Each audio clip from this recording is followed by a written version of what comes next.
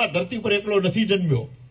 આ બધું મારા ભાગમાં નથી આવ્યું. જ્યાં જંગલો હતા ત્યાં ખેતરો મારા પૂર્વજોએ કર્યા છે. એ ખેતરો વઢાઈ ગયા. એ વખતે જે જાનવરો ત્યાં રહેતા હશે એમને કોઈ સંતાનો આ ધરતી ઉપર હશે. એમના માટે મારે કંઈક કરવું પડે. હું એમના પર દયાદાન નથી કરતો. હું એમનું વ્યાજ ચૂકવું છું. મારા પૂર્વજોએ ક્યાંય મિસ્ટેક કરી હોય, ક્યાંય ભૂલ કરી હોય તો એ મૂડીનું વ્યાજ હું ચૂકવું છું. આ સંવેદના જો કોઈ દુનિયામાં ધરાવતો તો માત્ર ને માત્ર ભારત ભૂમિ ધરાવે છે.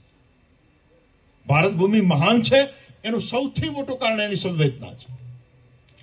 એટલે આપણે ત્યાં એક શબ્દ અસ્તિત્વમાં હતો. બે શબ્દો એક સમાન હતા. બધા લોકોએ તમે સાંભળ્યા છે. એક શેઠ શબ્દ છે. એનું અસલ નામ છે શ્રેષ્ઠ. શ્રેષ્ઠનું અપભ્રંશ થઈ અને શેઠ થયેલું છે. હવે શ્રેષ્ઠ કોને કહેવાય? અને બીજું નામ છે મહાજન. આ બે શબ્દોનું આપણે ત્યાં બહુ મહત્વ હતું, ખાસ કરીને વેપારીઓમાં તો વિશેષ મહત્વનું. તો શ્રેષ્ઠ એને કહેવાતો કે જે રાજાની જોડે બેસે છે એને શ્રેષ્ઠ ન કહેવાતો.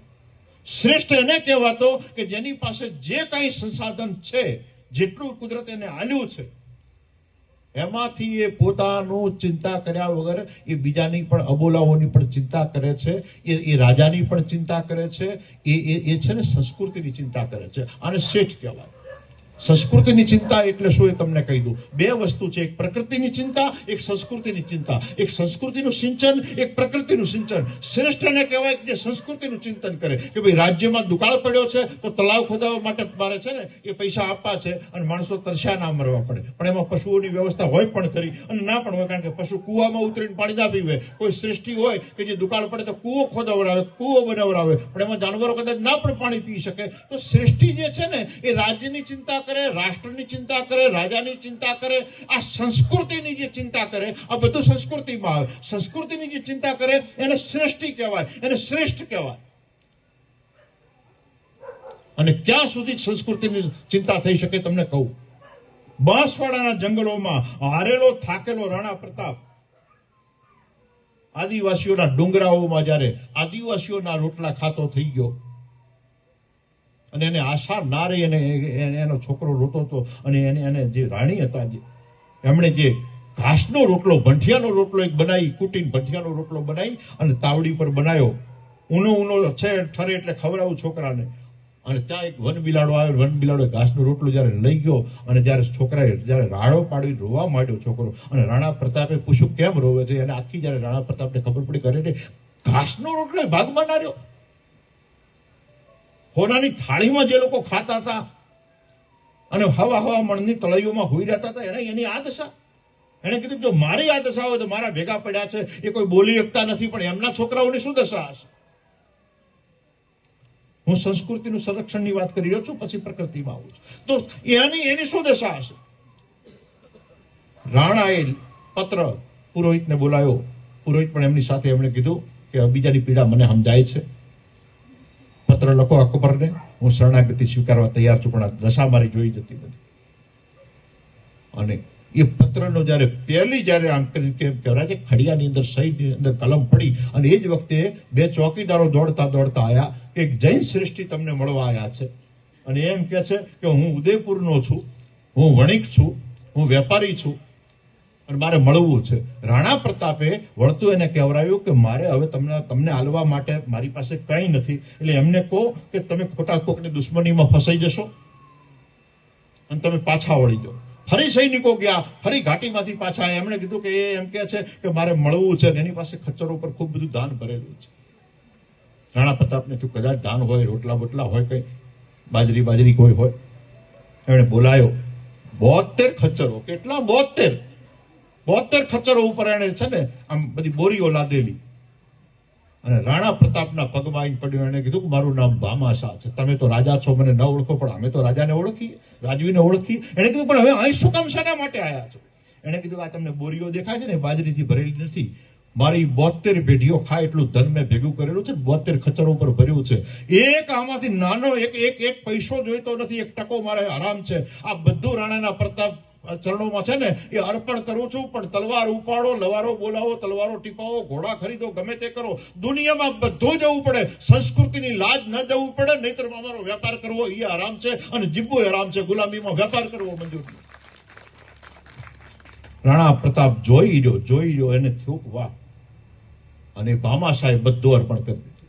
એણે કીધું જીવતો રહીશ, મને ખબર છે કે તમે નહીં પણ જીતી શકો, પણ વાણિયાનો છોકરો છું, હિસાબ કરીને આવ્યો છું કે જીવતો રહીશ તો ગૌરવથી ઉદયપુરમાં અને મેવાડની ધરતી ઉપર વેપાર કરીશ, અને મરી જઈશ તો તમારા ભેગો ખપી જઈશ, પણ પાછો નહીં જઉં, ગુલામો ભેગો હું વેપાર નહીં કરું. આ સંસ્કૃતિની સુરક્ષા છે. અને ઓલો એક ઇન્દ્રદેવ સભામાં એક ચર્ચા ચાલે છે, અને દેવ સભામાં ની અંદર વાત થાય છે કે શિબી રાજા મહાન છે, શિબી રાજા મહાન છે, શિબી રાજા મહાન છે. ઇન્દ્રને ઈર્ષા આવવા માંડે છે કે શિબી રાજા મહાન છે, બધા આઈ કહો છો, પણ મહાન છે કે નહીં? તો અગ્નિદેવને ગોલાનું કહે છે, અગ્નિદેવને કે તું ઓલો બન. ઇન્દ્રએ કીધું હું બાજ બનું. શિબી રાજાની પરીક્ષા કરવી છે, ખરેખર મહાન છે કે વાતો છે? અને હોલો સીધો દોડ્યો, બાજેની પાછળ પડ્યો, અને હોલો જઈને ક્યાં શિબી રાજા સભા ભરીને બેઠા છે, સીધો એના ખોળામાં જઈ અને પાછળ પટકાતો પાંખો ફફડાવતો બાજ આવ્યો. આખી સભાને નવી લાગી કે છે શું? અને બાજે સભા સાંભળે મનુષ્યની ભાષામાં કીધું કે હે શિબી, આ મારો શિકાર છે, મને પાછો આપો. અને જયારે બાજે કીધું એટલે હોલાએ કીધું કે હે શિબી રાજા, આખી દુનિયામાં તમારું નામ છે, નહીતર તો હંતાવા જાડે ઘણા ક્યાંક વાડમાં પહેરી જાવ, ક્યાંક બીજે પહેરી જાવ, ત્રીજે પહેરી જાવ. મને નતું લાગતું દુનિયામાં કોઈ મને બચાવી શકે. શિબીના ખોળામાં એટલા માટે આવ્યો છું, મને ખબર છે કે એ મરશે પણ મને મરવા નહીં દે. શિબી રાજાને ધર્મ સંકટ ઉભું થયું. બાજે કીધું કે તમારું નામ ખૂબ સાંભળ્યું છે, હું તો કોઈ દાણાએ ખાતો નથી, હું કોઈ ઘાસફૂસ ખાઈ શકો એમ નથી, હું કોઈ ખડ ખાઈ શકો એમ નથી. એક જ રીતે ઈશ્વરે મારા શરીરની રચના બનાવી છે, હું તો આ છે ને આ જાનવરોને જ ખાઈ શકો એમ છું. જાનવરો ન મળે તો ભૂખે મરી જાઉં, દાણાના ઢગલા પડ્યા મારા કોઈ કામના નથી. તો તમને એમ નથી લાગતું તમારા આંગણે હું ભૂખે મરું તો તમને કલંક લાગશે?